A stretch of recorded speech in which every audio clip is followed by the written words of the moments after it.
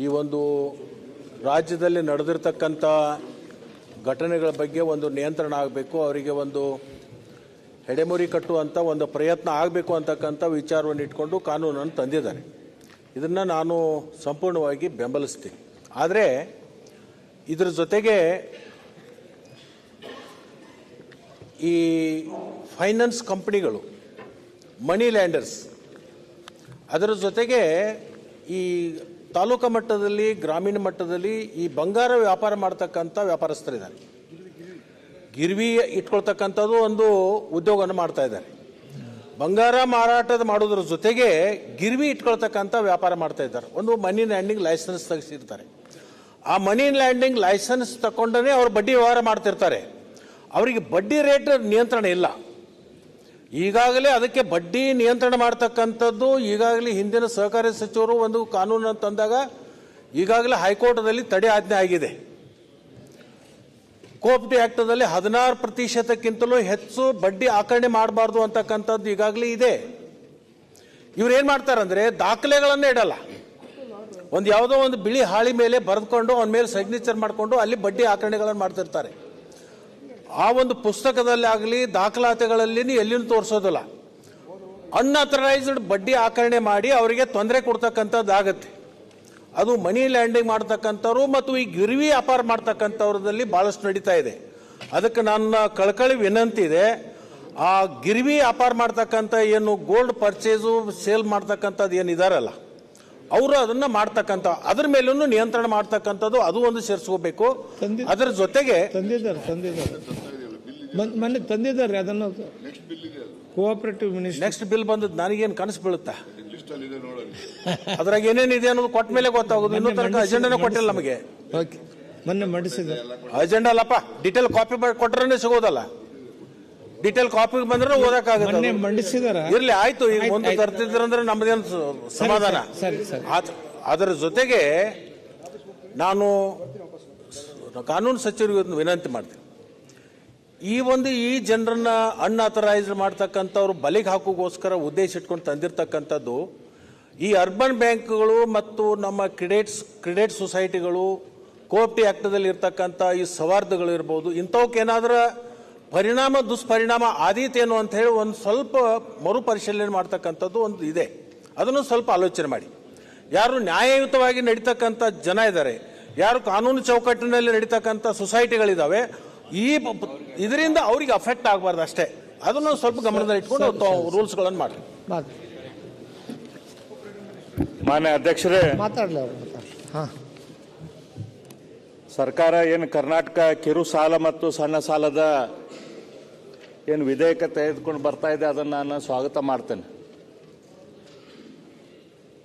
ಈ ಮೆನೆಸ್ ಏನೈತೆ, ಇದೇನು ತೊಂದರೆ ಏನೈತಿ, ಹಳ್ಳಿಗಳಲ್ಲಿ ಒಂದು ಟೈಪ್ ಇತ್ತಂದ್ರೆ ಸಿಟಿಗಳಲ್ಲಿ ಈ ಬಡ್ಡಿ ಸಾಲದ ತೊಂದರೆ ಬೇರೆ ಟೈಪ್ ಐತಿ. ಮಾನ್ಯ ಮಂತ್ರಿಗಳಿಗೆ ಗೊತ್ತೈತಿ, ಇದು ಹಳ್ಳಿಯೊಳಗ ಅಥವಾ ಬೇರೆ ಬೇರೆ ರೀತಿಯಿಂದ ವ್ಯಾಪಾರ ಮಾಡಕ್ಕೆ ಸ್ವಲ್ಪ ಜನ ಸಾಲ ತೊಗೊಳ್ತಾರೆ, ಅಥವಾ ಮನಿತನದ ಅಡಚಣೆಗೆ ಸ್ವಲ್ಪ ಜನ ಸಾಲ ತೊಗೊಳ್ತಾರೆ. ಸ್ವಲ್ಪ ಜನ ಈ ಸಾಲದ ಬಲೆಗೆ ಬರೋದು ಅವರು ಇಸ್ಪೀಟ್ ಆಡೋ ಚಟದಿಂದ. ಅಲ್ಲಿ ಇಸ್ಪೀಟ್ ಕ್ಲಬ್ಗಳು ನಡೀತಿರ್ತಾವೆ. ಅಲ್ಲಿ ಯಾವಾಗ ಇಸ್ಪೀಟಿಗೆ ರೊಕ್ಕ ಕಡಿಮೆ ಆಕೈತಿ, ಅವಾಗ ಅಲ್ಲೇ ಒಬ್ಬ ಅವನೇ ಇರ್ತಾನೆ, ಅವನ ಒಂದು 10,000, 20,000, 50,000, ಲಕ್ಷ ರೂಪಾಯಿ ಸಾಲ ಕೊಡ್ತಾನೆ. ಸಾಲ ಕೊಡೋರು ಅವರ ಇಸ್ಪೀಟ್ ಆಡಿಸ್ತಿರ್ತಾರೆ. ಬೇಸಿಕಲಿ ಸಾಲ ಕೊಡೋರೆ ಇಸ್ಪೀಟ್ ಆಡಿಸ್ತಿರ್ತಾರೆ. ಅದಾದ್ಮೇಲೆ ಇನ್ನೊಂದಂತಂದ್ರೆ ಈ ಗಾಂಜಾ. ಈ ಹುಡುಗರು ಏನು ಗಾಂಜಾ ಹೊಡಿತಾರ, ಈ ಗಾಂಜಾ ಹೊಡೋ ಹುಡುಗರಿಗೆ ದುಡ್ಡು ಬೇಕಾಗಿರ್ತದೆ. ಈ ಹುಡುಗರಿಗೆ ಮನ್ಯಾಗ ದುಡ್ಡು ಸಿಗಲಿಲ್ಲ ಅಂತ ಅನ್ಕೊಳ್ಳಿ ಇಂಥವ್ರ ಕಡೆಯಿಂದ ತೋಳ್ತಾರೆ. ಇವ್ರು ಏನಾಗ್ತಾರೆ, ಇವ್ರಿಗೆ ಸಾಲದ ತೀರ್ಸಾಕಾಗೋದಿಲ್ಲ ಅಂದಾಗ ಈಗ ಶುರುವಾತಿಗೆ ಏನು ಮಾಡ್ತಾನೆ, ಅವ 2% ರೇಟ್ಲೆ ಕೊಡ್ತಾನೆ. ಹೇಳ್ತಾನೆ, ಇಲ್ಪ ಒಂದು ವಾರದಾಗ ನನಗೆ ರಿಟರ್ನ್ ಮಾಡಬೇಕು ಅಂಥೇಳಿ. ಒಂದು ವಾರದಾಗ ಅವಂಗ ರಿಟರ್ನ್ ಮಾಡೋಕೆ ಆಗೋದಿಲ್ಲ. ಅವ ಹೇಳ್ತಾನೆ, ಇಲ್ಲ ನಂದು ವಾರದಾಗ ನೀ ರಿಟರ್ನ್ ಕೊಡ್ತೇನೆ ಅಂತ ಹೇಳಿದ್ದಿ, ನನ್ನ ಫ್ರೆಂಡ್ ಅದಾನ ಅವನ ಕಡೆಯಿಂದ ಕೊಡಿಸ್ತೇನೆ, ನೀ 5% ಸಾಲ ಅವನ ಕಡೆಯಿಂದ ತಗೋ ಅಂತ ಹೇಳ್ತಾನೆ. 5%ದಾಗ ಅವ್ರ ಕಡೆಯಿಂದ ಇವ್ ಸಾಲ ತೊಗೊಂತಾನೆ. ಅವ ಹೇಳ್ತಾನೆ, ಇನ್ನು ಒಂದು ವಾರದಾಗ ನೀ ನನಗೆ ವಾಪಸ್ ಕೊಡಬೇಕು ಅಂಥೇಳಿ. ಒಂದು ವಾರದಾಗ ಅವನಿಗೂ ವಾಪಸ್ ಕೊಡೋಕೆ ಆಗೋದಿಲ್ಲ. ಅವ ಇನ್ನೊಬ್ಬನ ಕಡೆಯಿಂದ 10% ಸಾಲ ಕೊಡಿಸ್ತಾನೆ. ಆಮೇಲೆ 12% ಆಕೈತಿ, 16% ಆಕೈತಿ. ಮಾನ್ಯ ಮಂತ್ರಿಗಳು ಹೇಳ್ತಾ ಇದ್ರು ತಿಂಗಳಿಗೆ 10 ಅಂತೇಳಿ. ತಿಂಗಳಿಗೆ 10 ಅಲ್ಲ, ದಿನಕ್ಕೆ 10%. ದಿನಕ್ಕೆ 10% ಸಾಲ ಸಹಿತ ಆಕೈತಿ.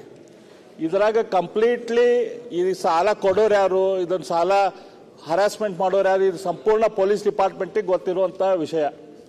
ಈ ಸ್ಪೀಡ್ ಕ್ಲಬ್ ಆಡಿಸೋರು ಸತ್ತೆ ಪೊಲೀಸರಿಗೆ ಗೊತ್ತಿರ್ತೈತಿ, ಈ ಸಾಲ ಬಡ್ಡಿ ಕೊಡೋರು ಸತ್ತೆ ಪೊಲೀಸರಿಗೆ ಗೊತ್ತಿರ್ತೈತಿ, ಈ ಗಾಂಜಾ ಮಾರೋರು ಗಾಂಜಾ ಎಲ್ಲಿ ಮಾರ್ತೈತಿ ಇದು ಪೊಲೀಸರಿಗೆ ಗೊತ್ತಿರ್ತೈತಿ.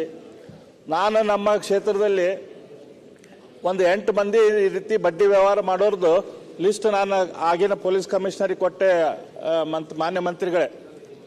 ಆಮೇಲೆ ನನಗೆ ಗೊತ್ತಾಯ್ತು ಆ ಪೊಲೀಸ್ ಕಮಿಷನರ್ ಐತಲ್ಲ, ಆ ಯಾರ ಸಾಲ ಕೊಡ್ತಿದ್ರಲ್ಲ ಈ ಟೈಪ್ 10% 15%, ಅವ್ರನ್ನ ಕರೆಸಿ ಅವ್ರ ಕಡೆಯಿಂದ ತಮ್ಮದು ಹಫ್ತಾ ಶುರು ಮಾಡಿದರು. ತಮ್ಮ ಕೆಳಗಿನ CPIಗಳಿಗೆ ಜೋರು ಮಾಡಿದರೆ, ಯಾಕೆ ಇವ್ರ ಬಗ್ಗೆ ನನಗೆ ಹೇಳ್ತಿಲ್ಲ, ನನಗೆ ಅವ್ರ ಕಡೆಯಿಂದ ಇನ್ಕಮ್ ಬರ್ತಿದ್ದಿಲ್ಲ ಅಂತೇಳಿ. ಇದು ಇವತ್ತಿನ ಪರಿಸ್ಥಿತಿ. ಯಾವುದೇ ಸರ್ಕಾರ ಇದ್ರೂ ಕೂಡ ಇದು ಪರಿಸ್ಥಿತಿ ಇದೆ. ಹಾಗಾಗಿ ಈ ಮೆನೆಸ್ ಕಡಿಮೆ ಆಗ್ಬೇಕಂದ್ರೆ, ಈ ತೊಂದರೆ ಕಡಿಮೆ ಆಗ್ಬೇಕಂತಂದ್ರೆ ಕೇವಲ ಇದನ್ನಷ್ಟೇ ತೊಗೊಂಬಂದ್ರೆ, ಒಂದು ಲಾ ತೊಗೊಂಬಂದ್ರೆ ಆಗೋದಿಲ್ಲ. ಇದಕ್ಕೆ ರೂಟ್ ಕಾಸ್ ಏನೈತಿ? ರೂಟ್ ಕಾಸ್ ಐತಲ್ಲ, ಅಲ್ಲಿ ಇಸ್ಪೀಟ್ ಆಡುವಂಥ ಕ್ಲಬ್ಗಳು, ಈ ಗಾಂಜಾ ವ್ಯವಹಾರ, ಇವನ್ನೆಲ್ಲ ಕಟ್ ಮಾಡಿದಾಗ ಆಟೋಮೆಟಿಕ್ಲಿ ಇದಕ್ಕೆ ಇದು ಕಂಟ್ರೋಲಿಗೆ ಬರಕ್ಕೆ ಸಾಧ್ಯ ಐತಿ. ಹಾಗಾಗಿ ಇದ್ರ ಜೊತೆ ಆ ವಿಷಯ, ಲಾ ಆ್ಯಂಡ್ ಆರ್ಡರ್ ವಿಷಯ, ಇದನ್ನು ಹೆಂಗೆ ಕಂಟ್ರೋಲ್ ಮಾಡ್ತೀರಿ, ಯಾವ ರೀತಿ ಕಂಟ್ರೋಲ್ ಮಾಡ್ತೀರಿ ನೀವು ನೋಡಬೇಕು. ಈಗ ಕೆಲವು ದಿನಗಳಿಂದ, ಕೆಲವು 6 ತಿಂಗಳು ವರ್ಷದಾಗ ಇದು ಯಾಕೆ ಅತ್ಯಂತ ದೊಡ್ಡ ಪ್ರಮಾಣದಾಗ ಇದು ಹೆಚ್ಚಾಗೈತಿ. ಇದ್ರ ಮೇಲೆ ಹರಾಸ್ಮೆಂಟು ಹೆಚ್ಚಾಗೈತಿ, ಇದ್ರ ಮೇಲೆ ಡೆತ್ಸು ಕೂಡ ಸಾಕಷ್ಟು ಪ್ರಮಾಣದ ಡೆತ್ ಕೂಡ ಆಗಿದಾವೆ. ಇವು ಯಾಕೆ ಆಗ್ತಾವ ಅಂತಂದ್ರೆ, ಈ ಏನು ಪೊಲೀಸ್ ಆಫೀಸರ್ಗಳನ್ನ ರೊಕ್ಕ ಕೊಟ್ಟು ಟ್ರಾನ್ಸ್ಫರ್ ಮಾಡ್ತಾರಲ್ಲ, ಅವ್ರಿಗೆ ರೊಕ್ಕ ತೊಗೊಂಡು ಟ್ರಾನ್ಸ್ಫರ್ ಮಾಡಿದ್ರೆ ಆ ಪೊಲೀಸರು ಯಾರ ಕಡೆಯಿಂದ ರೊಕ್ಕ ವಸೂಲು ಮಾಡಬೇಕು? ಅವ್ರು ಯಾರು ಸುಳ್ಳಿ ದಂಧೆ ಮಾಡ್ತಾರೆ, ಯಾರು ಇಸ್ಪೀಟ್ ದಂಧೆ ಮಾಡ್ತಾರೆ, ಯಾರು ಮಟ್ಕಾ ದಂಧೆ ಮಾಡ್ತಾರೆ, ಯಾರು ಗಂಜಾ ಮಾಡ್ತಾರೆ, ಇಂಥ ಯಾರು ಕಳ್ಳ ಸರಿ ಮಾಡ್ತಾರೆ, ಇಂಥ ಯಾರು ಹೊಲಸು ದಂಧೆ ಮಾಡ್ತಾರೆ, ರಿಯಲ್ ಎಸ್ಟೇಟ್ ಮಾಡ್ತಾರೆ, ಇವ್ರ ಕಡೆಯಿಂದನೇ ಪೊಲೀಸರು ವಸೂಲು ಮಾಡಬೇಕು. ಪೊಲೀಸರಿಗೆ ಬೇರೆ ದಾರಿಲ್ಲ.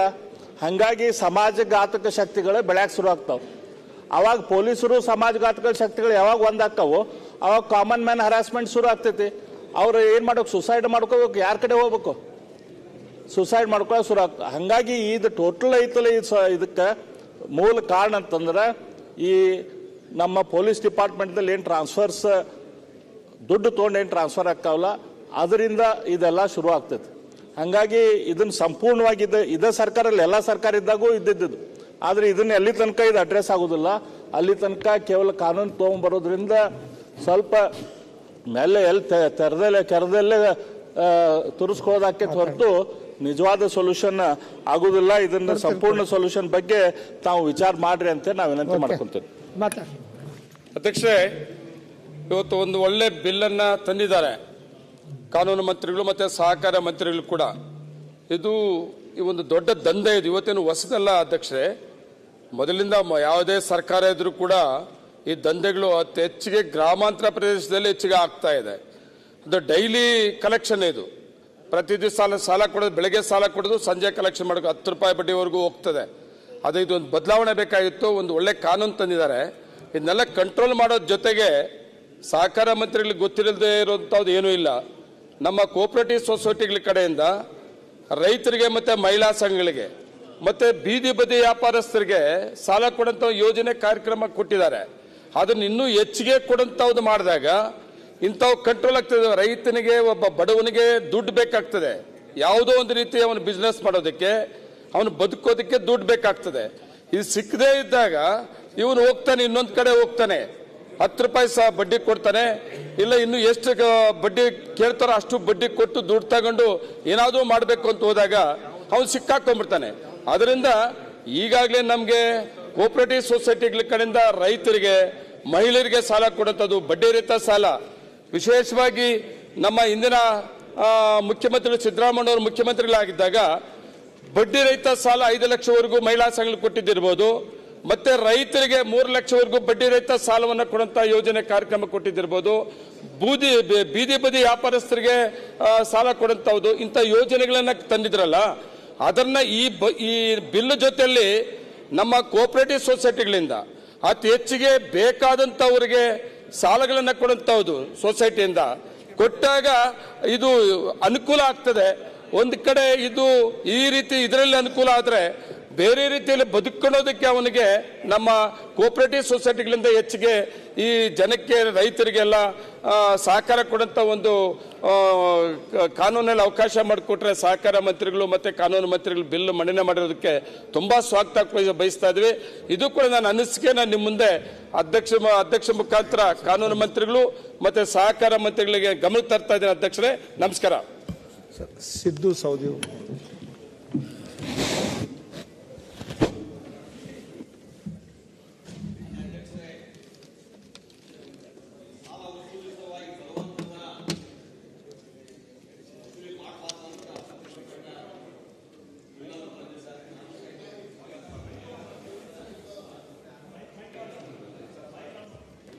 ಮನೆ ಅಧ್ಯಕ್ಷ, ನಮ್ಮ ಕ್ಷೇತ್ರದೊಳಗ ಒಂದು ವಿಚಿತ್ರ ಸಾಲ ಕೊಡುವಂತ ಪದ್ಧತಿ, ಒಂದು 100 ಹೆಣ್ಮಕ್ಳು ಬಂದಿದ್ರು. ಈ ಹೇಳ್ತಂತ ತಡೀಲಿಲ್ಲ, ಮಾತಾಡೋ ಕೂಡ ಆಗಿಲ್ಲ. ಆಯ್ತು, ಇಲ್ಲಿ ನೋಡಿ ಮಾತಾಡಿ ನೀವು. ಅದನ್ನ ವಿಚಿತ್ರ ಹೇಳ್ತಾನೆ. ಸಿದ್ದು ಸೌದಿ ಕಡೆ ಮಾತಾಡಿ. ಹೇಗಂದ್ರ ಒಬ್ಬನ್ನ ಹಿಡ್ಕೊಂಡ್ ಬರ್ತಾರ ಈ ಮೈಕ್ರೋ ಫೈನಾನ್ಸ್ದವ್ರು. ಅವನಿಗೆ ಹೇಳ್ತಾರೆ, ನಿಮ್ಮ ನೆರೆವರಿ ಯಾರ್ಯಾರ್ದಾರ ಅವ್ರಿಗೆ ನೀ ಸಾಲ ಕೊಡ್ಸ್, ಆ ದುಡ್ಡು ನಿನಗೆ ಕೊಡ್ತಾನೆ, ಅವ್ರ ಮನವೊಲಿಸಿ ನೀನು ಹೆಚ್ಚಿನ ಬಡ್ಡಿ ಕೊಡ್ತಾನ ಅಂತ ಹೇಳ್ಕೊಂಡು. ಹೀಗಾಗಿ ನಮ್ಮಲ್ಲಿ ಅಸಂಗಿ ಗ್ರಾಮದೊಳಗೆ ಈ ಘಟನೆ ಆಗ್ಯದ. ಅವ್ರಿಗೇನು ಒಂದು 100 ಮಂದಿ ಕಡೆ ಅವ್ರ ಮನೆಗೆ ಹೋಗಿ ಕೈಕಾಲು ಬಿದ್ದು, ನನಗೆ ಅಡಚಣೆ ಐತಿ, ಮೈಕ್ರೋ ಫೈನಾನ್ಸ್ ಅವರು ಸಾಲ ಕೊಡ್ತಾರೋ, ನಾ ಮೊದಲು ಆಲ್ರೆಡಿ ತಗೊಂಡನಿ, ನನಗೆ ಕೊಡಂಗಿಲ್ಲ, ನಿಮಗೆ ಕೊಡ್ತಾರ, ತಗೊಳ್ರಿ, ನಾ ಬಳಸ್ಕೊಂಡು ನಿಮ್ಗೆ ತಿಂಗಳದೊಳಗೆ ಇಷ್ಟು ಹಾಕಿ ಕೊಡ್ತಾನೆ ಅಂತ ಹೇಳ್ಕೊಂಡು ಅವ್ರನ್ನ ಮನವೊಲಿಸಿ ಕರ್ಕೊಂಡ್ಬರ್ತಾರೆ. ಅವ್ರಿಗೆ ಇವರು ಫೈನಾನ್ಸ್ ಮಾಡ್ತಾರ, ಆ ದುಡ್ಡನ್ನು ನಾವು ತೊಗೊಂಡು ಹೋಗಿಬಿಡ್ತಾನ. ಇಂಥವುದೇ ಒಂದು 10-20 ಲಕ್ಷ ತೊಗೊಂಡ್ಕಿಂದ ಊರು ಬಿಟ್ಟು ಗಂಡ ಹೆಂಡತಿ ಹೋಗಿಬಿಟ್ರು. ಅವ್ರೇನು ಸಾಲ ಕೊಟ್ಟಿರ್ತಾರ ಮೈಕ್ರೋ ಫೈನಾನ್ಸ್ದವರು, ಅವ್ರಿಗೆ ಹೋಗಿ ಅವಾಚ್ಯ ಶಬ್ದಗಳನ್ನು ಮನೆ ಮುಂದೆ ಬೈತಾರ, ಮತ್ತು ಅಲ್ಲಿ ಧಮಕಿ ಹಾಕ್ತಾರ, ಹೊಡಿತಾರ, ಈ ಥರ ಮಾಡ್ತಾರ. ಇದನ್ನೆಲ್ಲ ಒಂದು 100 ಹೆಣ್ಮಕ್ಳು ಬಂದು ನನ್ನ ಹತ್ತಕ್ಕೆ ಬಂದ ಬಳಕ ನಾನು ಪೊಲೀಸ್ ಸ್ಟೇಷನ್ ಕಳಿಸಿದ್ದೀನಿ. ಅಲ್ಲಿಯೂ ಸಹಿತ ಇದ್ರ ಮ್ಯಾಗ ಒಂದು ಕ್ರಮ ಆಗಲಿಲ್ಲ. ಇದರಿಂದ ಆತ್ಮಹತ್ಯೆ ಮಾಡಿ ನಾವು ಸಾಯ್ತೀವ್ರಿ, ಆ್ಯಕ್ಚುಯಲ್ ಸಾಯ್ತೀವಿ ಅಂತ ಹೇಳಿದ್ರು ನನ್ನ ಮುಂದವ್ರು. ನಮಗೆ ಅದೊಂದೇ ದಾರಿ ಉಳಿದ, ನಾವು ಬಡವರೋದೀವಿ, ನಮ್ಮನ್ನ ಮೋಸ ಮಾಡಿ ಸಾಲ ತಗೊಂಡು ಹೋಗ್ಯಾರ ಅವರು. ಅಂಥವ್ನಿಗೆ ಇವರು ಸಾಲ ಅವನು ನಮ್ಮ ಮನೆಗೆ ಕಳಿಸಿ ಸಾಲ ಅವನ ಹೆಸರಲ್ಲಿ ಕೊಡಿಸುವಂಥ ವ್ಯವಸ್ಥೆ ಮಾಡ್ತಾರೆ ಅನ್ನುವಂಥದ್ದನ್ನು ಅವು ಹೆಣ್ಮಕ್ಳು ಹೇಳಿದರು. ಬಡ ಹೆಣ್ಮಕ್ಳು, ಕೂಲಿ ಮಾಡುವ ಹೆಣ್ಮಕ್ಳು, ಅಂಥವ್ರ ಕಡೆಯಿಂದ 100 ಹೆಣ್ಮಕ್ಳಿಗಿಂದ ಸಾಲ ಪಡ್ಕೊಂಡು 20-30 ಲಕ್ಷ ರೂಪಾಯಿ ತಗೊಂಡು ಓಡಿಸ್ಕೊಳಿಸುವಂಥ ಕೆಲಸ ಈ ಮೈಕ್ರೋ ಫೈನಾನ್ಸ್ದವರ ಚಿತಾವಣೆಯಿಂದ ಆಗ್ತದೆ. ಅದಕ್ಕಾಗಿ ಅದನ್ನೂ ಸಾಧ್ಯ ಇದ್ರೆ ನೇರವಾಗಿ ಅವ್ರಿಗೆ ಸಾಲ ಕೊಡಲಿ, ಅವ್ರ ಕಡೆಯಿಂದ ವಸೂಲು ಮಾಡಲಿ, ಅವ್ರ ಕಾನೂನು ಪ್ರಕಾರ ರಿಸರ್ವ್ ಬ್ಯಾಂಕಿಂದ ಅವ್ರಿಗೆ ಪರ್ಮಿಷನ್ ಇದ್ರೆ. ಆದರೆ ಇನ್ನೊಬ್ಬರ ಹೆಸರಲ್ಲಿ ಸಾಲ ಹಾಕಿ ಅವು ಮುಳುಗಿಸೋ ಅವ್ರಿಗೆ ಸಾಲ ಕೊಟ್ಟು ಆ ದುಡ್ಡು ಕೊಡಿಸಿ ಅವರಿಗೆ ವಸೂಲಿ ಮಾಡುವಂಥ ದಂಧ ನಮ್ಮ ಕ್ಷೇತ್ರದಲ್ಲಿ ನಡೀತಾ ಇದೆ. ಅದನ್ನು ನಿಲ್ಲಿಸುವಂಥದ್ದನ್ನು ಸಹಿತ ಸಾಧ್ಯ ಇದ್ರೆ ತಿದ್ದುಪಡಿ ಮಾಡಬೇಕನ್ನುವಂಥದ್ದು ಈ ಬಿಲ್ನೊಳಗೆ ಅನ್ನುವಂಥ ವಿನಂತಿಯನ್ನು ನಾನು ಮಾಡ್ತೀನಿ. ಧನ್ಯವಾದ.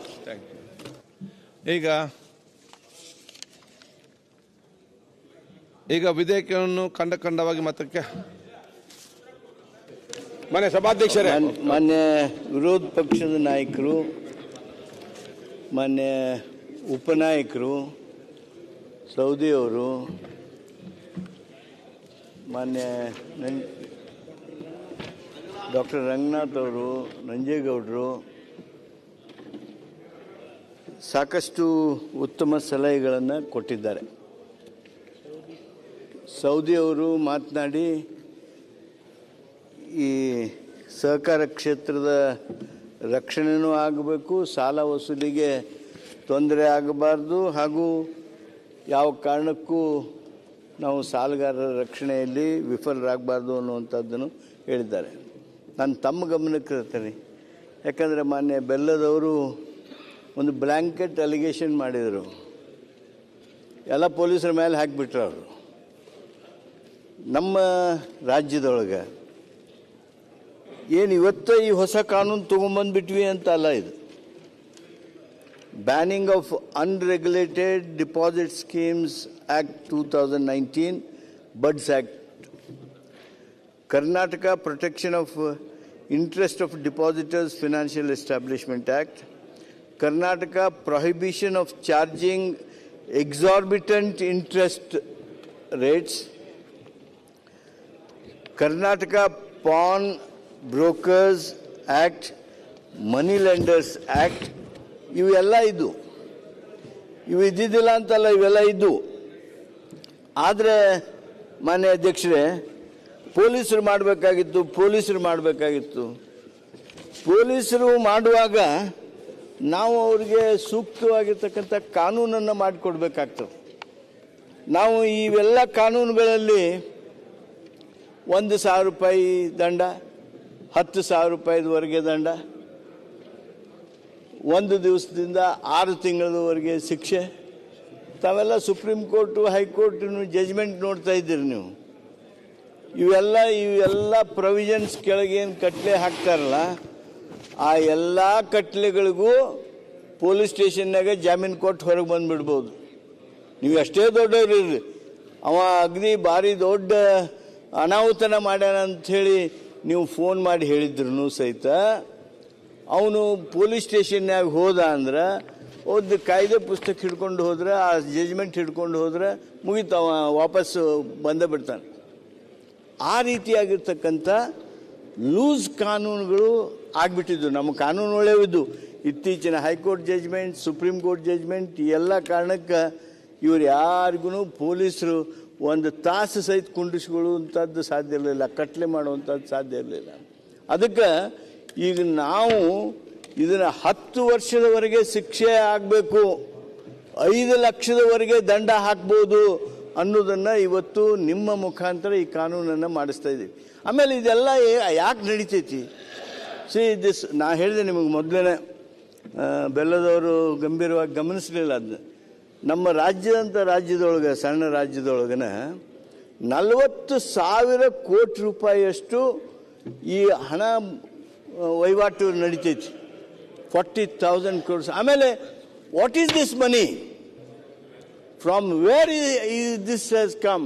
This is not come from government grants or by any banking institution loans. Black market, black money. ಈ ಬ್ಲ್ಯಾಕ್ ಮನಿನ ನಾವಿಷ್ಟು ಗಳಿಸೋದಕ್ಕೆ ನೋಡಿ, ಅದು 50% ಗಳಿಕೆ ಮಾಡ್ತೈತೆ. ಅದು ಯಾವ ಬಿಸ್ನೆಸ್ನೊಳಗೂ 15-20 ಅಂತೂ ಯಾವುದೂ ಆನೆಸ್ಟ್ ಬಿಸ್ನೆಸ್ನೊಳಗೆ ಪ್ರಾಫಿಟ್ ಆಗೋದಿಲ್ಲ. ಆದರೆ here when A man invest with his black money, he gets at least average 40-50% of profit. This is what is the society now. ಆದ್ದರಿಂದ ನಾವು ಈ ಕಾನೂನಿನ ಮುಖಾಂತರ ಭಾಳ ಸ್ಪಷ್ಟವಾಗಿರ್ತಕ್ಕಂಥ ಶಿಕ್ಷೆಯನ್ನು ಹೆಚ್ಚು ಮಾಡೋದಕ್ಕೆ ಅವಕಾಶ ಮಾಡಿಕೊಟ್ಟಿದ್ದೀವಿ. ಅದರ ಜೊತೆಗೆ ಪೊಲೀಸರಿಗೆ ಅವಾಗ ಅನಿವಾರ್ಯತೆ ಬಂದುಬಿಡ್ತೈತಿ. Even if he wants, he can't leave him. ಅವನಿಗೆ ಬಿಡಬೇಕು ಅಂತ ಮನಸ್ಸಿದ್ರೂ ಸಹಿತ ಬಿಡೋದಕ್ಕೆ ಸಾಧ್ಯ ಆಗೋದಿಲ್ಲ. ಯಾಕಂದರೆ ಕಾನೂನು ಆ ಅಧಿಕಾರಿಗಳನ್ನು ಸಹಿತ ಕೈ ಕಟ್ತದೆ. ಆಮೇಲೆ ತಾವು ಹೇಳಿದ್ರಿ ಎಲ್ಲಿ ಆಗ್ಯಾವು ಏನಾಗ್ಯಾವು ಅಂತೇಳಿ ಅಶೋಕ್ ಅವ್ರು ಹೇಳಿದ್ರು. Yes, there are instances where police have become very active. ನಮ್ಮ ಗದಗನಾಗ 13 ಕಡೆ ರೇಡ್ ಆಗ್ಯಾವ.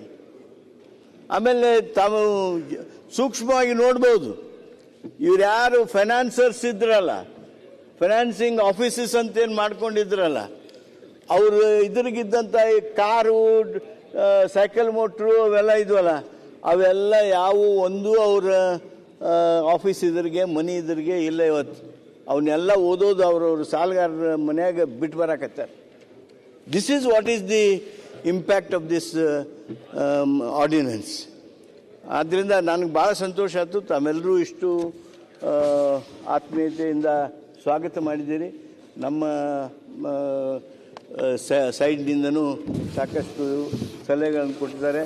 ಸೌದಿಯವರು ಕೆಲವು ಮಾತುಗಳನ್ನು ಹೇಳಿದರು. ಅಂದರೆ ಬೇರೆದವ್ರ ಹೆಸರಲ್ಲೇ ಸಾಲ ಕೊಟ್ಟು ಅವನ್ನ ಹೆಂಗೆ ಮಣಸಾಕತ್ಯಾರ ಅಂಥೇಳಿ, ಅದು ಇದರೊಳಗೆ ಬರ್ತತಿ ಅಂತೇಳಿ ತಿಳ್ಕೊಂಡೆ ನಾನು.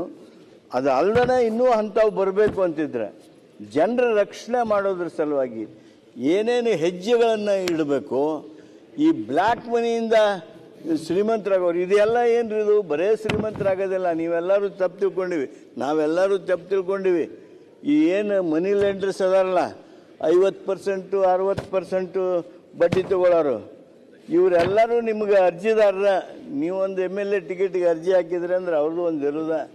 ಅಂದ್ರೆ black money, big profit, then political power.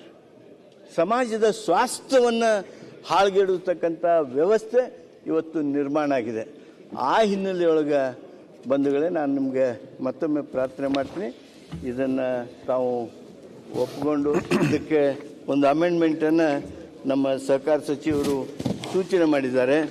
ಆ ಅಮೆಂಡ್ಮೆಂಟು ಏನು ಹೇಳುತ್ತೆ ಅಂತಂದರೆ, nothing in this act shall be applicable to legal registered and regulated bodies like banks, including small finance banks, local area banks, regional rural banks, and business correspondents of banks regulated by RBI, all cooperative banks and all cooperative societies registered under Cooperative Societies Act 1959, and all Savarda societies registered under Karnataka Savarda Sahakari Act, Karnataka Act 17 of 2000, and all non-banking financial companies and housing corporations registered with RBI.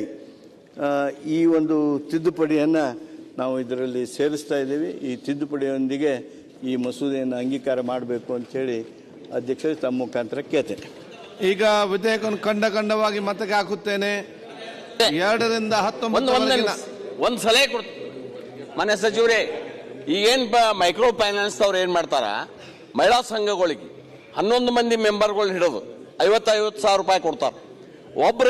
ಒಬ್ರು ತುಂಬಲಿಲ್ಲ ಅಂದ್ರೆ ಆ 10 ಮಂದಿ ಬಂದು ಅವ್ರ ಮನೆ ಮುಂದೆ ಕೂಡ್ಬೇಕು. ಆಯ್ತು, ಈಗ ಏನ್ ಮಾಡ್ಬೇಕು ನೋಡ್ರಿ, ಸಲಹೆ ಆ 10 ಮಂದಿ ಕಿರುಕುಳ ಕೊಡ್ತಾರ. ಅವು ಸಲಹೆ ಏನ್ ಕೊಡಿ. ಈಗ ಅದೇ ಅದನ್ನಕ್ಕೂ ಒಂದು ಏನು ಸಾಧ್ಯ ಇದ್ರೆ ಅದು ಕಡಿಬಂಧನ ಹಾಕ್ರಿ. ಓಕೆ, ಅವರು ವಸೂಲು ಮಾಡ್ಲಿ, ಬೇಕಾದ್ರೆ ಕೋರ್ಟಿಗೆ ಹೋಗ್ಲಿ. ಅದ್ರ 10 ಮಂದಿ ಹೆಣ್ಮಕ್ಳು ತಂದು ಅವ್ರ ಮನೆ ಮಂದಿ ಕುಣಿಸೋದು ಬೇಡ. ಓಕೆ, ಈಗ ವಿಧೇಯಕವನ್ನು ಖಂಡವಾಗಿ ಮತಕ್ಕೆ ಹಾಕುತ್ತೇನೆ. 2 ರಿಂದ 19ವರೆಗಿನ ಖಂಡಗಳು ವಿಧೇಯಕದ ಅಂಗವಾಗಿರಬೇಕೆಂದು ಸಭೆಯ ಮುಂದಿರುವ ವಿಷಯ. ಪ್ರಸ್ತಾವದ ಪರವಾಗಿರು ಹೌದು ಎಂದು ಸೂಚಿಸಬೇಕು. ಪ್ರಸ್ತಾವದ ವಿರೋಧವಾಗಿರು ಇಲ್ಲ ಎಂದು ಸೂಚಿಸಬೇಕು. ಪ್ರಸ್ತಾವ ಹೌದು ಎನ್ನುವ ಪರವಾಗಿದೆ ಎಂದು ಭಾವಿಸುತ್ತೇನೆ. ಪ್ರಸ್ತಾವ ಹೌದು ಎನ್ನುವ ಪರವಾಗಿದೆ. ಪ್ರಸ್ತಾವಕ್ಕೆ ಒಪ್ಪಿಗೆ ದೊರಕಿದೆ. 2 ರಿಂದ 19ವರೆಗಿನ ಖಂಡಗಳು ವಿಧೇಯಕದ ಅಂಗವಾದವು. 1ನೇ ಖಂಡ ಹೆಸರು ಮತ್ತು ಅವತರಣಿಕೆ ತಿದ್ದುಪಡಿಗಳೊಂದಿಗೆ ವಿಧೇಯಕದ ಭಾಗವಾಗಬೇಕೆಂಬುದು ಸಭೆಯ ಮುಂದಿರುವ ವಿಷಯ. ಪ್ರಸ್ತಾವದ ಪರವಾಗಿರು ಹೌದು ಎಂದು ಸೂಚಿಸಬೇಕು. ಪ್ರಸ್ತಾವದ ವಿರೋಧವಾಗಿರು ಇಲ್ಲ ಎಂದು ಸೂಚಿಸಬೇಕು. ಪ್ರಸ್ತಾವವು ಹೌದು ಎನ್ನುವ ಪರವಾಗಿದೆ ಎಂದು ಭಾವಿಸುತ್ತೇನೆ. ಪ್ರಸ್ತಾವ ಹೌದು ಎನ್ನುವ ಪರವಾಗಿದೆ. ಪ್ರಸ್ತಾವ ಅಂಗೀಕರಿಸಲ್ಪಟ್ಟಿದೆ. 1ನೇ ಖಂಡ ಹೆಸರು ಮತ್ತು ಅವತರಣಿಕೆ ತಿದ್ದುಪಡಿಗಳೊಂದಿಗೆ ವಿಧೇಯಕದ ಅಂಗವಾಗಿದೆ. ಮಾನ್ಯ ಮುಖ್ಯಮಂತ್ರಿ ಪ್ರಸ್ತಾವ ಮಂಡಿಸಿ. ವಿಧೇಯಕವನ್ನು ಅಂಗೀಕಾರ ಮಾಡಬೇಕು ಅಂತ ಹೇಳಿ ತಮ್ಮ ಮೂಲಕ ಸದನಕ್ಕೆ ವಿನಂತಿ ಮಾಡ್ತೇನೆ. ಪ್ರಸ್ತಾವವನ್ನು ಮಂಡಿಸಲಾಗಿದೆ. ಅದನ್ನೀಗ ಸಭೆ ಮತಕ್ಕೆ ಹಾಕುತ್ತೇನೆ. 2020ನೇ ಸಾಲಿನ ಕರ್ನಾಟಕ ಕಿರು ಮೈಕ್ರೋ ಸಾಲ ಮತ್ತು ಸಣ್ಣ ಸಾಲ ಬಲವಂತದ ಕ್ರಮಗಳ ಪ್ರತಿಬಂಧಕ ವಿಧೇಯಕವನ್ನು ತಿದ್ದುಪಡಿಗಳೊಂದಿಗೆ ಈ ಸಭೆಯು ಅಂಗೀಕರಿಸಬೇಕು. ಪ್ರಸ್ತಾವದ ಪರವಾಗಿರು ಹೌದು ಎಂದು ಸೂಚಿಸಬೇಕು. ಪ್ರಸ್ತಾವದ ವಿರೋಧವಾಗಿರು ಇಲ್ಲ ಎಂದು ಸೂಚಿಸಬೇಕು. ಪ್ರಸ್ತಾವ ಹೌದು ಎನ್ನುವ ಪರವಾಗಿದೆ ಎಂದು ಭಾವಿಸುತ್ತೇನೆ. ಪ್ರಸ್ತಾವ ಹೌದು ಎನ್ನುವ ಪರವಾಗಿದೆ. ಪ್ರಸ್ತಾವ ಅಂಗೀಕರಿಸಲ್ಪಟ್ಟಿದೆ ಮತ್ತು ವಿಧೇಯಕ ಅನುಮೋದನೆ ದೊರಕಿದೆ. ಯಾಕೆ ಸದಸ್ಯರೆಲ್ಲ ಹೌದು ಹೌದು ಹೇಳುವುದಿಲ್ಲ? ಇಲ್ಲ ಇಲ್ಲದಿದ್ರೆ ಎಷ್ಟು ಬೊಬ್ಬೆ, ಅಲ್ಲಿಂದ ಎಷ್ಟು ಬೊಬ್ಬೆ, ಇಲ್ಲಿಂದ ಎಷ್ಟು ಬಿಲ್ ಬಗ್ಗೆ ಒಬ್ಬರು ಬಾಯ ಬರುವುದಿಲ್ಲಲ್ಲ.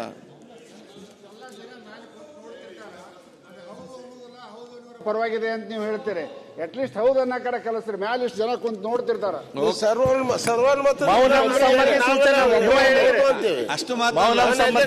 ಆಕ್ಚುಲಿ ನೀವು ಚರ್ಚೆ ಮಾಡಿದ್ರೆ ಆಸಕ್ತಿ ವಹಿಸಬೇಕು. ಯಾರು ಸಬ್ಜೆಕ್ಟೇ ಇಲ್ಲ. ಬೇರೆ ಏನಾದ್ರು ಒಂದು ಪೇಪರ್ ಹಿಡ್ಕೊಂಡು ಸಬ್ಜೆಕ್ಟ್ ತಕೊಂಡ್ರೆ ಇಲ್ಲಿ ಇಬ್ಬರು ಯುದ್ಧ ಎಷ್ಟು, ಆ ಕಡೆಗೆ ಚರ್ಚೆ ಎಷ್ಟು, ಏನಾದ್ರೆ ಚರ್ಚೆ ಏನು, ಸಲಹೆ ಸೂಚನೆ ಎಷ್ಟು. ಬೊಬ್ಬೆಗೆ ಯುದ್ಧಕ್ಕೆ ಬರುವ ರೀತಿ ಬರ್ತೀರಿ. ಈಗ ಬಿಲ್ಲಿಗೆ ವಿಷಯವೇ ಇಲ್ಲ, ಹೋಗ್ಲಿ ಏನು ಬೇಕಾದ್ರೆ ಆಗ್ಲಿ ಅಂತೀರಿ. ಬಿಲ್ ಬಗ್ಗೆ ಆಸಕ್ತಿ ಕೊಡಿ. ಈಗ 2ನೇ ಬಿಲ್ ಪರ್ಯಾಲೋಚನೆ ಪ್ರಸ್ತಾವನೆ ಸಭೆಗೆ ಕರ್ನಾಟಕ ಗಿರವಿದಾರರ ತಿದ್ದುಪಡಿ ವಿಧೇಯಕವನ್ನು. ಸನ್ಮಾನ್ಯ ಸಭಾಧ್ಯಕ್ಷರೇ, 2025ನೇ ಸಾಲಿನ ಕರ್ನಾಟಕ ಗಿರವಿದಾರರ ತಿದ್ದುಪಡಿ ವಿಧೇಯಕವನ್ನು ಪರ್ಯಾಲೋಚಿಸಬೇಕೆಂದು ಸೂಚಿಸುತ್ತೇನೆ. ಓಕೆ. ಪರ್ಯಾಲೋಚನಾ ಪ್ರಸ್ತಾವನೆಯ ಸಭೆಗೆ ಮತಕ್ಕೆ ಹಾಕುತ್ತೇನೆ. 2020 ಸಾಲಿನ ಕರ್ನಾಟಕ ಗಿರಿವಿದಾರರ ತಿದ್ದುಪಡಿ ವಿಧೇಯಕವನ್ನು ಪರ್ಯಾಲೋಚಿಸುತ್ತದೆ ಎಂಬ ವಿಷಯ ಸಭೆಯ ಮುಂದೆ ಇದೆ. ಪ್ರಸ್ತಾವದ ಪರವಾಗಿರು ಹೌದು ಎಂದು ಸೂಚಿಸಬೇಕು. ಪ್ರಸ್ತಾವದ ವಿರೋಧವಾಗಿರು ಇಲ್ಲ ಎಂದು ಸೂಚಿಸಬೇಕು. ಪ್ರಸ್ತಾವ ಹೌದು ಅನ್ನೋ ಪರವಾಗಿದೆ ಎಂದು ಭಾವಿಸುತ್ತೇನೆ. ಪ್ರಸ್ತಾವ ಹೌದು ಅನ್ನೋ ಪರವಾಗಿದೆ. ಪ್ರಸ್ತಾವಕ್ಕೆ ಅನುಮೋದನೆ ದೊರಕಿದೆ. ಮಾನ್ಯ ಸಚಿವರು ವಿವರಣೆ ನೀಡಿ. ಸನ್ಮಾನ್ಯ ಸಚಿವರೇ, ಅಧ್ಯಕ್ಷರೇ, ಲೈಸೆನ್ಸ್ ಯುಕ್ತ ಗಿರಿವಿದಾರ ಮತ್ತು ಲೈಸೆನ್ಸ್ ರಹಿತ ಗಿರಿವಿದಾರರು ನೀಡುವ ದುಬಾರಿ ಬಡ್ಡಿ ದರಗಳ ಅನುಚಿತ ತೊಂದರೆ ಮತ್ತು ಬಲವಂತದ ವಸೂಲಾತಿ ವಿಧಾನಗಳಿಂದ ಆರ್ಥಿಕವಾಗಿ ದುರ್ಬಲ ವರ್ಗಗಳು ಮತ್ತು ವ್ಯಕ್ತಿಗಳನ್ನು ರಕ್ಷಿಸುವುದಕ್ಕಾಗಿ ಕರ್ನಾಟಕ ಗಿರಿವಿದಾರ ಅಧಿನಿಯಮ 1961 ಮತ್ತು 62 ಕರ್ನಾಟಕ ಅಧಿನಿಯಮ 13 ತಿದ್ದುಪಡಿ ಮಾಡುವ ಅವಶ್ಯಕತೆ ಎಂದು ನಮ್ಮ ಮುಂದೆ ಮಂಡಿಸಿದ್ದೇನೆ ಸದನದಲ್ಲಿ. ಅಧ್ಯಕ್ಷರೇ, ಈಗಾಗಲೇ ಮೈಕ್ರೋ ಫೈನಾನ್ಸ್ ಬಿಲ್ಲಲ್ಲಿ ಏನೆಲ್ಲ ಎಕ್ಸ್ಪ್ಲನೇಷನ್ ಕೊಟ್ಟಿದ್ದಾರೆ ಅದರ ಅನ್ವಯ ನಮ್ಮಲ್ಲಿ ಕೆಲವು ಏನು ಎಕ್ಸಿಸ್ಟಿಂಗ್ ಆಕ್ಟ್ ಏನಿತ್ತು, ಆಕ್ಟ್ ಅಲ್ಲಿ ಕೆಲವು ಆ ಒಂದು ರೀತಿಯಲ್ಲಿ ಈ ಮೊದಲು ಲೈಸೆನ್ಸ್ ಅವಧಿನ ನಾವು 5 ವರ್ಷಕ್ಕೆ ಅಂತೇಳಿ ಸೌದಿ ಕಾಲದಲ್ಲೇ ಮಾಡಿದ್ರು. 1 ವರ್ಷ ಇದ್ದಿದ್ದು 5 ವರ್ಷ ಅಂತೇಳಿ ಅದನ್ನ ನಾವು 2 ವರ್ಷಕ್ಕೆ ಅಂತೇಳಿ ತಿದ್ದುಪಡಿ ಮಾಡಿರ್ತಕ್ಕಂಥದ್ದು. ಮತ್ತೆ ಅಪರಾಧಗಳಿಗೆ ಶಿಕ್ಷೆ ಮೊದಲು ಒರಿಜಿನಲ್ ಆಕ್ಟ್ ಅಲ್ಲಿ 500 ರೂಪಾಯಿ ಇತ್ತು, ಅದನ್ನು ನಾವು 5 ಲಕ್ಷಕ್ಕೆ ಏನು ಮೈಕ್ರೋ ಫೈನಾನ್ಸ್ ಆಕ್ಟ್ ಅಲ್ಲಿ ಏನದನ್ನ ಅಮೆಂಡ್ಮೆಂಟ್ ತಂದಿದ್ದಾರೆ ಆನ್ ಪಾರ್ ವಿತ್ ದಟ್ ಆಕ್ಟ್ ನಾವು ಕೂಡ ಕೆಲವು ಅಮೆಂಡ್ಮೆಂಟ್ಗಳನ್ನ ತಂದಿರತಕ್ಕಂಥದ್ದು. ಹಾಗೆಯೇ ಅವರಿಗೆ ಶಿಕ್ಷೆ ಅವಧಿ 6 ತಿಂಗಳಿತ್ತು ಒರಿಜಿನಲ್ ಆಕ್ಟ್ ಅಲ್ಲಿ, ಈಗ ಅಮೆಂಡ್ಮೆಂಟ್ ಮಾಡಿ 10 ವರ್ಷ. ಯಾಕೆಂದ್ರೆ 7 ವರ್ಷದ ಮುಂಚೆ ಶಿಕ್ಷೆ ಇದ್ರೆ ಅವನು ಅರೆಸ್ಟೇ ಮಾಡಂಗಿಲ್ಲ ಪೊಲೀಸ್ನವರು, ಆ ರೀತಿ ಕಾನೂನು ಇವತ್ತಿರೋದು. ಹಾಗಾಗಿ ಅದನ್ನ to make it cognizable and non bailable ಅದನ್ನ ನಾವು 10 ವರ್ಷಕ್ಕೆ ಅಂತೇಳಿ ಅಲ್ಲಿ ತಂದಿದ್ದೇವೆ. ಅದೇ ಪ್ರಕಾರ ಇಲ್ಲಿನೂ ಕೂಡ ತಂದಿರತಕ್ಕಂಥದ್ದು. ಆಮೇಲಿಂದ ಶಿಕ್ಷೆ ವಿಚಾರದಲ್ಲಿ ಮತ್ತೆ ಪ್ರಕರಣ 16 ಏನಲ್ಲಿ 6 ತಿಂಗಳ ಬದಲಾಗಿ 10 ವರ್ಷ ಅಂತೇಳಿ ತಂದಿದ್ದೇವೆ. ಮತ್ತೆ 100 ರೂಪಾಯಿ 1,000 ರೂಪಾಯಿ ಫೈನ್ ಇತ್ತು, ಅದನ್ನು ಕೂಡ 5 ಲಕ್ಷಕ್ಕೆ ಏರಿಸಿರ್ತಕ್ಕಂಥದ್ದು. 1 ತಿಂಗಳಿಗಿಂತ ಬದಲಾಗಿ 3 ವರ್ಷ ಅಂತೇಳಿ ಕೆಲವು ನಾವು ಈ ಒಂದು ಕಾನೂನನ್ನ ಇನ್ನೂ ಹೆಚ್ಚು ಸ್ಟ್ರಿಂಜೆಂಟ್ ಮಾಡಿ ಈ ವೀಕರ್ ಸೆಕ್ಷನ್ಸ್ಗಳಿಗೆ ರಕ್ಷಣೆ ದೊರಕಲಿಕ್ಕೆ ಈ ಒಂದು ತಿದ್ದುಪಡಿಗಳನ್ನ ಏನು ಮೈಕ್ರೋ ಫೈನಾನ್ಸ್ ಆಕ್ಟ್ ಅಲ್ಲಿ ತಂದಿದ್ದಾರೆ ಆನ್ ಪಾರ್ ವಿತ್ ದಟ್ ಆಕ್ಟ್ ನಾವು ತಂದಿದ್ದೀವಿ ಅಧ್ಯಕ್ಷರೇ. ಇದನ್ನ ಮತ್ತೆ ಕಾಯ್ದೆ ಉಲ್ಲಂಘನೆ ಮಾಡಿದಾಗ ಬರೀ ನಮ್ಮ ಸಹಕಾರ ಸಂಘಗಳ ಅಧಿಕಾರಿಗಳ ಜೊತೆಯಲ್ಲಿ ಮಾತ್ರ ಇತ್ತು. ಈಗ ಎಲ್ಲ ಅಧಿಕಾರಿಗಳು ಬೇರೆ ಬೇರೆಯವರಿಗೆಲ್ಲ ಸ್ಪೆಸಿಫೈ ಮಾಡಿ ಅವ್ರಿಗೂ ಕೂಡ ಈ ಕಾನೂನನ್ನ ಜಾರಿ ಮಾಡಲಿಕ್ಕೆ ಅಧಿಕಾರ ಕಲ್ಪಿಸಿಕೊಡ್ತಕ್ಕಂಥ ಒಂದು ತಿದ್ದುಪಡಿ ಅಧ್ಯಕ್ಷರೇ, ಇದನ್ನ ಮಂಜೂರು ಮಾಡಬೇಕು. ಓಕೆ. ಇದು ಕೋಆಪರೇಟಿವ್ ಸೊಸೈಟಿಗಳು ಬರ್ತವೆ. ಕೋಆಪರೇಟಿವ್ ಸೊಸೈಟಿಗಳ ಸಹಕಾರಿ ಸಂಘಗಳ ಒಳಗೆ ಬರ್ತದ ಅಂತ ಹೊರತುಪಡಿಸಿ ಅದು ಸೇರಿಸಿಯ ಇದು ಕೋಆಪರೇಟಿವ್ ಆಮೇಲೆ ಹೇಳ್ತೀವಿ ಒಟ್ಟಿಗೆ. ಅಧ್ಯಕ್ಷರೇ, ಏನು ರಿನ್ಯೂವಲ್ ಮಾಡ್ತಕ್ಕಂಥದ್ದು ಮೊದಲು 5 ವರ್ಷ ಇತ್ತು, ಈಗ 2 ವರ್ಷ ಮಾಡ್ತಾ ಇದ್ದಾರೆ. ಇದೇ ಒಂದು ದಂಧೆ ಆಗ್ತಕ್ಕಂಥ ಒಂದು ಆತಂಕ ಇದೆ. ಅದಕ್ಕೋಸ್ಕರ ಅದನ್ನ 2 ಬದಲಿ ಬೇಕಾದ್ರೆ 3 ಮಾಡಿಕೊಡ್ರಿ ಅಂತ ನನ್ನದೊಂದು ವಿನಂತಿ. ಹೆಚ್ಚಿನ ವಿಡಿಯೋಗಳಿಗೆ ಪ್ರತಿಧ್ವನಿ ಯೂಟ್ಯೂಬ್ ಚಾನೆಲ್ ಸಬ್ಸ್ಕ್ರೈಬ್ ಮಾಡಿ, ಬೆಲ್ ಐಕಾನ್ ಕ್ಲಿಕ್ ಮಾಡಿ.